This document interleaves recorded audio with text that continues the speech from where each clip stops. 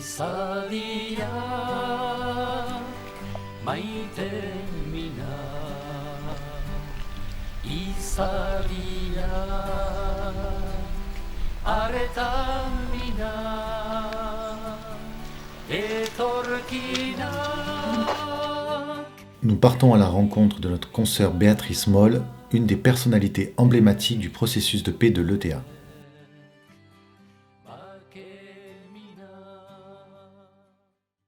C'est mon mari qui jouait à la pelote à main nue. Et s'il n'y a aucune coupe, aucune médaille, il détestait ça, mais c'est la photo qu'il aimait beaucoup. Parce qu'elle est très belle, parce qu'il a les pieds en l'air et tout ça. Voilà. C'était dans les années, je pense qu'il avait 30 ans, là, dans les années 60. Et il a été fondateur du premier mouvement autonomiste basque, Mbata. Disons que c'est une maison, moi, quand je suis contente qu'elle ait servi au désarmement de Théa. C'est dans la lignée quand même de ce qu'il a fait dans sa vie, quoi. Voilà.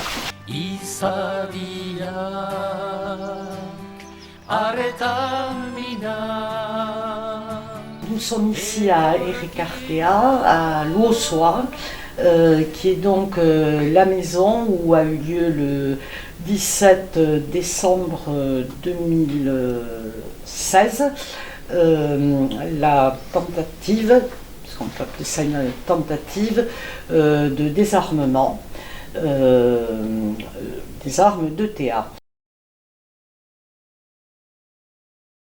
L'initiative, donc, elle vient de 3 personnes, de Tchetch Etcheverry, militant pacifiste, cofondateur de BICI, Michel Béréco-Irigoyen, agriculteur à la retraite, qui a été celui qui a impulsé la Chambre d'agriculture, HLG, et de Michel Toubiana, qui était ex-président de la Ligue des droits de l'homme. Ces 3 personnes sont parties d'un constat que donc 20 octobre 2011, ETA annonce la fin de la lutte armée unilatéralement. Donc c'est une déclaration très importante. Donc nous sommes en 2016. Donc 5 ans après, rien ne se passe. Les prisonniers sont toujours en prison, il n'y a plus d'attentats depuis 5 ans, mais il n'y a aucune mesure ni de rapprochement, ni d'élargissement des prisonniers.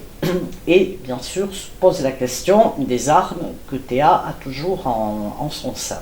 Bon.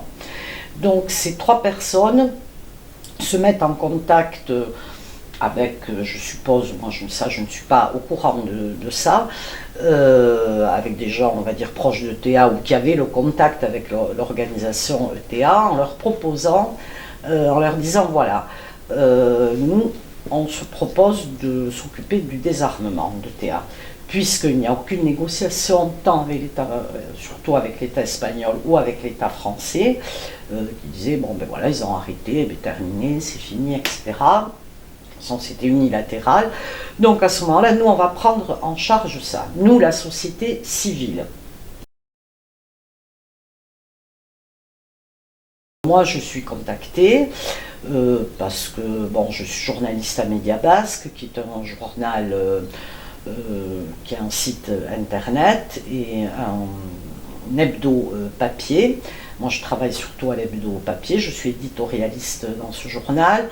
Donc, on connaît mes idées par rapport justement au processus de paix donc, qui s'est engagé depuis 2011, auquel je souscris complètement, puisque nous étions un bon nombre à penser, et je pense ETA aussi, puisqu'ils ont mis fin à la lutte armée, que la lutte armée finalement ne servait plus à rien. Bon, il y a le point de vue moral, éthique, ça c'est une chose, puis en plus il y a l'efficacité, il faut le dire, c'est-à-dire que ça engendrerait toujours plus de souffrance des 2 côtés, des victimes, des prisonniers, des morts. Bon, donc il fallait sortir de cette spirale. Cette maison a servi, un jour, une date a été fixée, les armes sont arrivées dans des malles, une dizaine de malles, nous irons plus tard voir la pièce où ça a eu lieu. Et donc ces armes ont été entreposées dans une pièce qui est indépendante de la maison. La stratégie était de filmer, il y avait d'ailleurs un caméraman qui était là aussi, de filmer ces armes, de faire bon, un peu de mise en scène, disons, genre nous neutralisons quelques armes, hein. En aucun cas nous ne détruisons les armes, parce que ça c'est une certaine presse qui a voulu dire que nous voulions détruire les armes pour qu'il n'y ait plus de preuves, etc. Bon, enfin ça c'est du délire. Non, c'était uniquement neutraliser les armes. La cassette devait être envoyée à l'État français, au gouvernement français. Donc il fallait attendre 1 mois à peu près, et en cas de non-réponse, bon évidemment les Tchetch et Beroko et Michel Toubiana se doutaient qu'il n'y aurait pas de réponse. Enfin, bon, à ce moment-là, il y avait une conférence de presse à Bayonne où ils expliquaient le sens de la démarche, qu'elle allait continuer, etc. Voilà, et les armes ont été enlevées d'ici, amenées ailleurs, enfin bon, bref.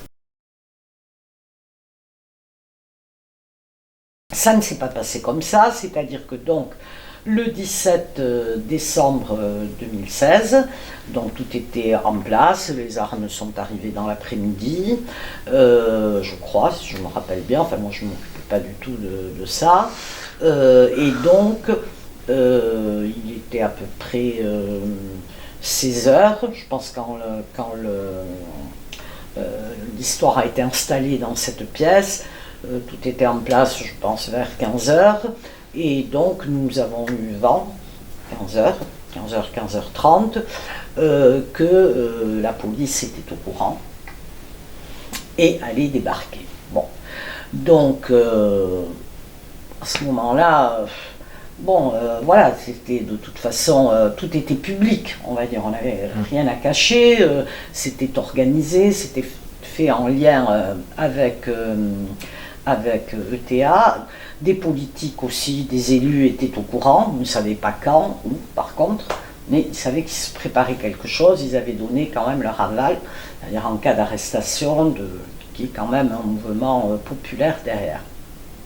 Donc, à 20h, 20h30, oui, 20h30, moi je suis sortie en voiture, aller chercher Michel Bereko Iriguin, enfin aller chercher Michel Toubiana qui devait venir, mais qui avait été avisé que bon, la police était au courant.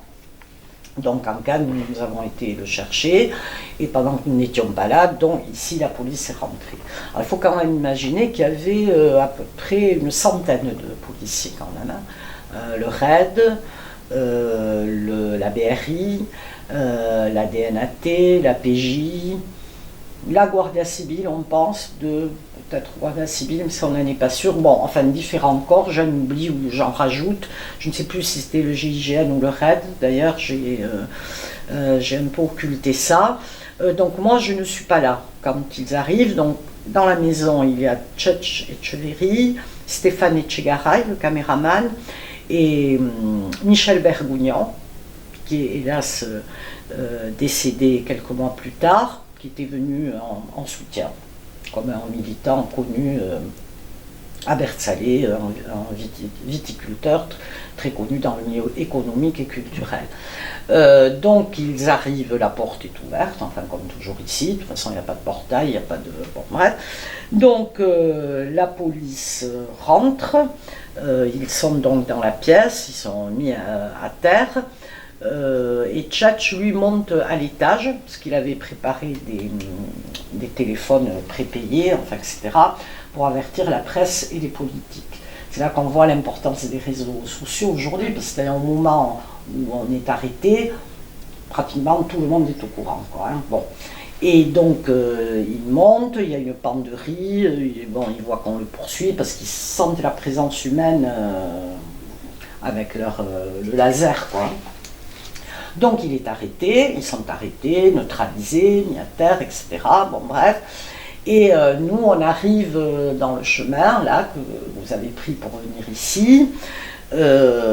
Donc on se doute, enfin, on ne sait pas à quelle heure va arriver la police, mais on sait que la police va certainement débouler, en ayant peut-être un petit espoir que l'information est mauvaise, bon, sait-on jamais. Et donc c'est vrai, on passe au village, bon, il n'y a personne, donc on se prend un peu à espérer, on se dit, tiens, bon, il n'y a rien, peut-être quelqu'un qui a voulu nous intoxiquer, etc. Tout ça, on rentre dans le petit chemin, il n'y a rien non plus. Et alors là, on arrive juste avant, alors là, bon, là c'est le déploiement. Donc là, c'est le raid qui sort de ma voiture, Michel, etc. Et nous sommes amenés ici, dans cette maison. Donc là, il y a Michel, Bérico et Rigois, on est séparés. Bon, c'était pratique pour eux, la maison est grande, donc on pouvait ne pas avoir de contact. Je crois que Michel Bergougnan est dans une pièce, moi je suis dans la pièce là-bas, donc nous sommes à les Serflex, et ensuite Etchegaray, Stéphane est par là. Donc il est 21h quand la nuit commence, puisqu'on passe toute la nuit ici à 6h. C'est la direction antiterroriste qui mène la perquisition. D'entrée, le gouvernement espagnol, par le biais de son ministre de l'Intérieur, une heure après, dit une cache d'armes de TA découverte à l'Ossois. Bon, ce qui est évidemment complètement faux. Et donc là, je salue le travail de militants de Berroco et de Tchetch qui avaient déjà tout préparé, donc tout avait été envoyé, des lettres à Média Basque, à d'autres médias, etc. Bon, tout avait été en disant c'est une opération de désarmement qui est en place à Gossois, etc. Donc tout le monde déjà savait. Le dénommé ministre de l'Intérieur de l'époque, du gouvernement Hollande, Ledoux, le dénommé Bruno Ledoux, d'ailleurs, enfin, je ne vais pas dire de sinistre mémoire, c'est quand même un peu exagéré, mais bon, qui a eu, je crois, des démêlés après, qui a dû démissionner, bon. Bref, pas à cause de ça, lui aussi a embrayé la thèse espagnole. Ça a duré 24 heures, et très vite après, bon, il a dit oui, c'est une opération de désarmement, mais enfin, ce n'est pas à eux à faire ça, bon, etc., tout ça, mais bon, déjà, il y a eu un petit rétro-pédalage. Un vrai élan de solidarité, tous les élus, bon, là, il faut saluer quand même le rôle de Jean-René Etchegaray, le maire de Bayonne et le président de la CABAB, qui nous a assuré un soutien sans faille, il faut le noter. Et puis Gauthier Sénaro, qui est quand même le Parti Socialiste, donc bon, le gouvernement, etc., Frédéric Espagnac, bon, hélas, je ne peux pas tous les citer, Max Brisson, mais enfin, c'est surtout ces principaux-là. C'est tout l'arc-en-ciel politique, sauf le Front National évidemment, mais tout le monde soutient, cette démarche. Les députés Sylviane Allo, Colette Capdevielle, bon, nous soutiennent. Nous avions donc sollicité Gauthier Serrano, monsieur le maire d'Hendaye, qui accepta notre demande d'interview.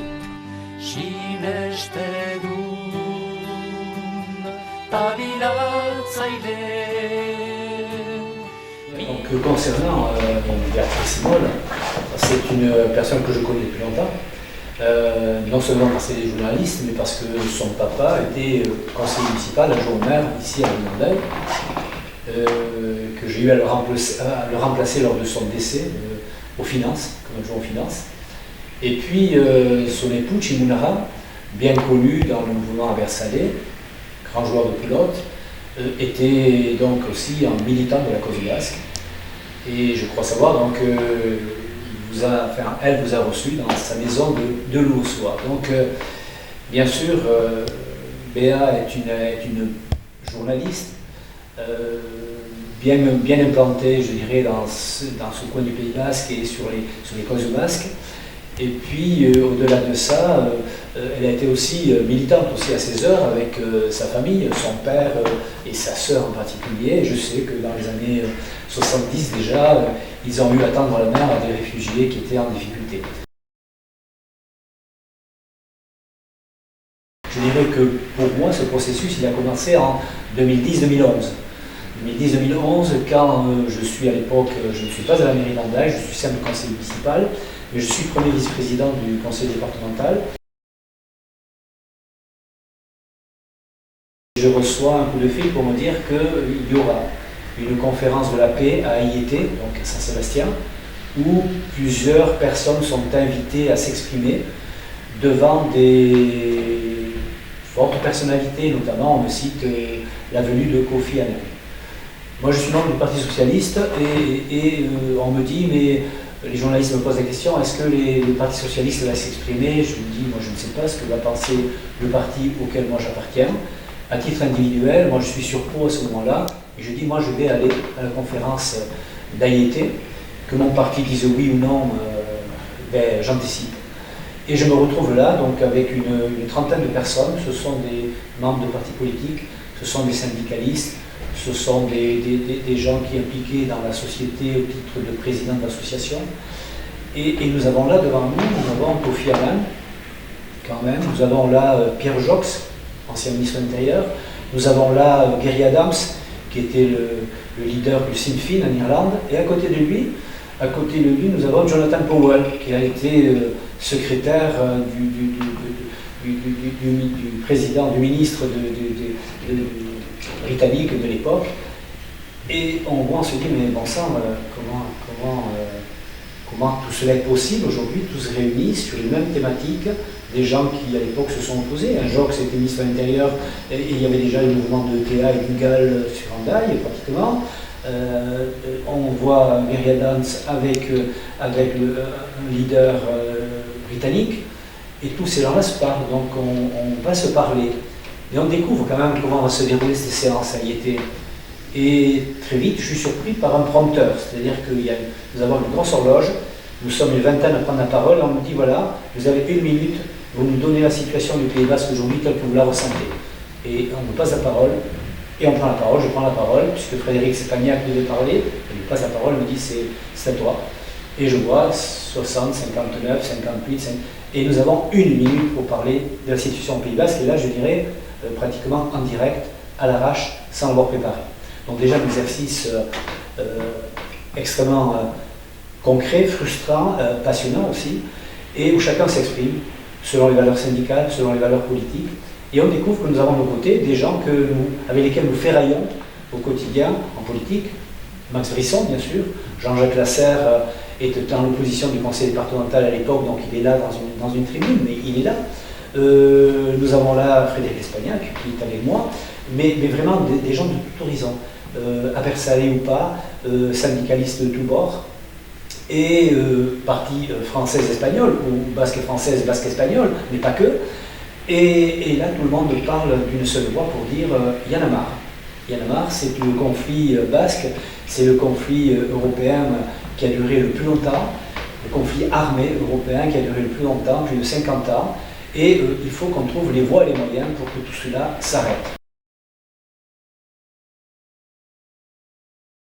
Alors, la ville d'Andaille est concernée aussi parce que, et d'ailleurs, j'ai eu l'occasion, dans le cadre de ce processus de paix, d'aller à mon tour faire un petit hommage à Renteria, devant une ferme où il y avait des Andaillais hébergés à Andaille, réfugiés à Andaille, qui avait été un réfugié qui avait été assassiné, mais pas par l'ETA, il avait été par le GAL, par les forces parapolicières.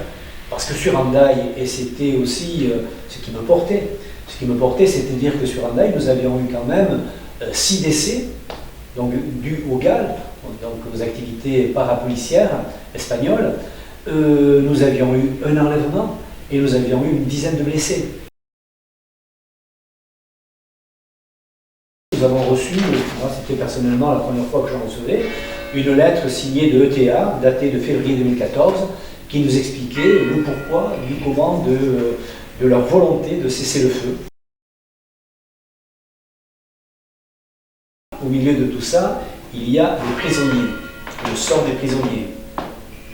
Alors bien sûr, on se renvoie les uns à les autres, on se dit, mais attendez, côté français, côté espagnol, il y a des militants de l'ETA qui sont arrêtés, qui ont 20 ans, 30 ans, plus de 30 ans de prison.